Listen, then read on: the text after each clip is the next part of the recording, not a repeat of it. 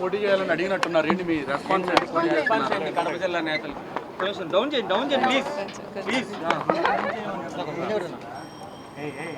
Okay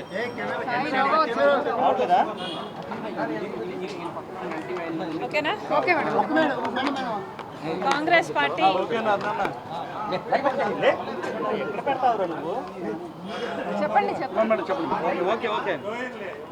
ఈ ఎన్నికలకు సంబంధించి ఎమ్మెల్యే ఎంపీ స్థానాలకు గాను కాంగ్రెస్ పార్టీకి వచ్చిన అప్లికేషన్లు దాదాపు 1500. ఈ 1500 అప్లికేషన్లు స్క్రూటినీలో ఉన్నాయి.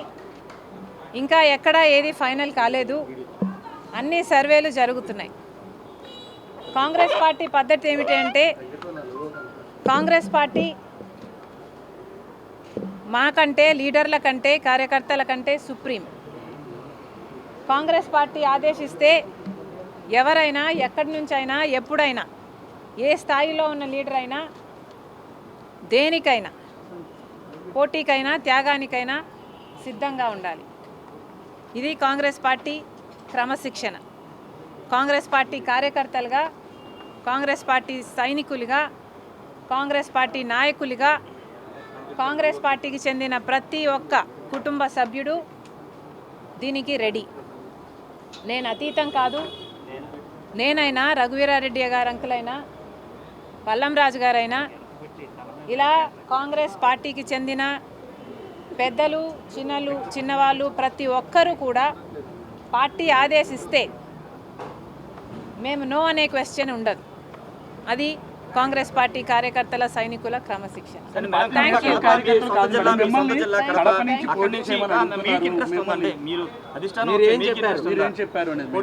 కాంగ్రెస్ పార్టీ ఆదేశిస్తే నేనైనా, రఘువీరారెడ్డి అంకులైనా, పల్లంరాజు గారైనా ఎవరైనా పోటీకి సిద్ధం కావాల్సిందే. మీరు పోటీకి సిద్ధమే.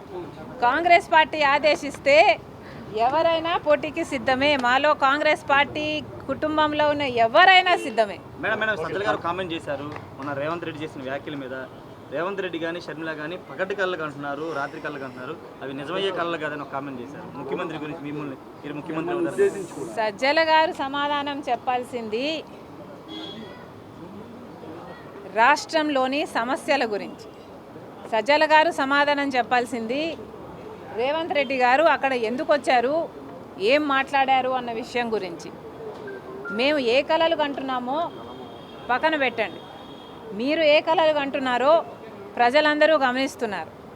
మిమ్మల్ని ఇంటికి పంపడానికి ప్రజలందరూ సిద్ధంగా ఉన్నారు. సజ్జల గారు, మళ్ళీ చెప్తున్నాం, విశాఖపట్నం ప్రైవేటైజేషన్కు కాంగ్రెస్ పార్టీ ఒప్పుకోదు.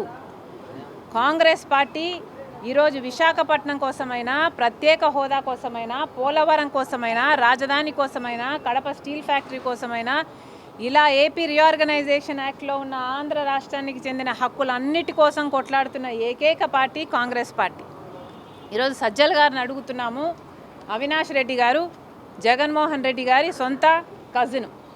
మరి అట్లాంటప్పుడు వైసీపీలో ఎంపీగా ఉండి కూడా అవినాష్ రెడ్డి గారు ఎందుకని కడప స్టీల్ ఫ్యాక్టరీ కోసం ఏ పోరాటము చేయలేదు? ఇంతవరకు కడప స్టీల్ ఫ్యాక్టరీ ఎందుకు రాలేదో ముందు సజ్జల గారు, అవినాష్ రెడ్డి గారు, జగన్మోహన్ రెడ్డి గారు సమాధానం చెప్పాలి. Thank you.